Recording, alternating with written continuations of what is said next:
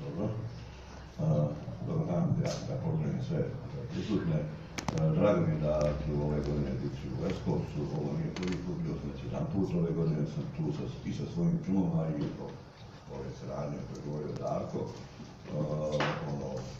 Kratko o filmu, film koji ima u Leskovcu, to je Posljednja barijera.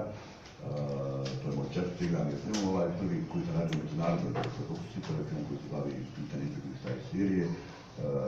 Isto jedan primjer prave saradnje u regiji, napravo mi smo pravili film sa austrijskim partnerom, ali je filmska ekipa bila kompletna, iskusila se jako brzo na relaciji Zagreb, Sarajevo, Tuzla, Beograd. Tako da je taj film ovdje na engleskom, na nekom arapskom, na našim jezicima, na prošle godine, u završenju prošle godine, mada je počeo da se radi u te velike krize. I početak filma zapravo se je ovdje slasa na Bilom parku, počeli smo to, kako mislim, u Vojvodini, nastavili u Hrvatskoj, Beč i tako dalje. Film ima i dio srpskog učešća u filmu, dakle, kroz jednu glavnih uloga igra Jovana Antolovski, glumica iz Beograda, ko-scenarista filma Nataša Drakulić, Cinnamon Production je bio servis koji pomagao, tako da i to je jedan primjer saradnje, čak i imam fondova, nego jedne stvarne saradnje, u pravi film, pa ćemo se zajedno saradnje. Tako da je taj film zapravo raditi na svoj premijer na ovom festivalu i više razloga, prije svega da radi se o tome što zapravo Darko je dobro rekao, imamo problem trenutno publike, to je vrlo važno pitanje, pogotovo u regionu.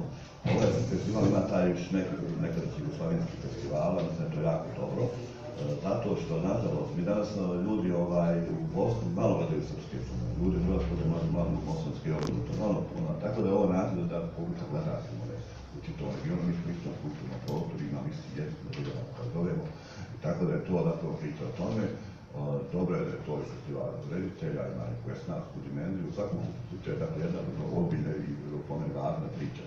A ovo što je Darko govorio, dakle, jeste, mi snažno podržavamo tu inicijativu, on je izložio u Puli, da su bilo ove godine, dakle, da se pokuša napraviti jedna šira platforma gdje bi godišnje mogla publika na uvijek pokazati bivše Jugoslavije, gdje je neki 12 najzanimljiviji filmova koji su nastali iz Titovog prostora. Na taj način širimo, dakle, tu priču o filmovima, nego danas zapravo ne postoje više po meni politički probleme u saradnji među zemalja bivše Jugoslavije. To je možda bilo 90-ih, tako da danas ne postoji, imamo drugi problem. Danas zapravo nama je veći problem, dakle, taj jedan koncept prikazivanja filmova gdje vladi multiplexi kompanije. Domaći film ne dobije černi lako u multiplexima, kinima i tako dalje. I to je razlog zašto se recimo filmovi iz Srbije ne prikazuju u Bosni. Zapravo ne mogu lako da uđu u program. Nema nikog političkog razloga da neko ne pozove film iz Srbije ili obrnuto.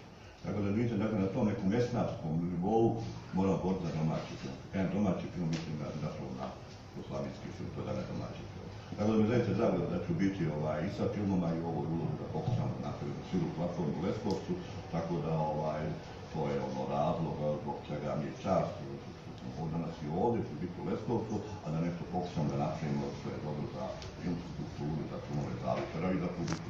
Pa čak i za medija, imamo filmove koji se prikazuju koji imaju javnost, to i medijima, da mi uvijek zanimljivije da piše to o filmu koji je došao iz Hrvatske, Bosne ili Slovenije, ili uglavnom ide glumci opet koji su iz Srbije, Hrvatske, tako je sve pomiješano da naprosto to nemoguće razdvojiti.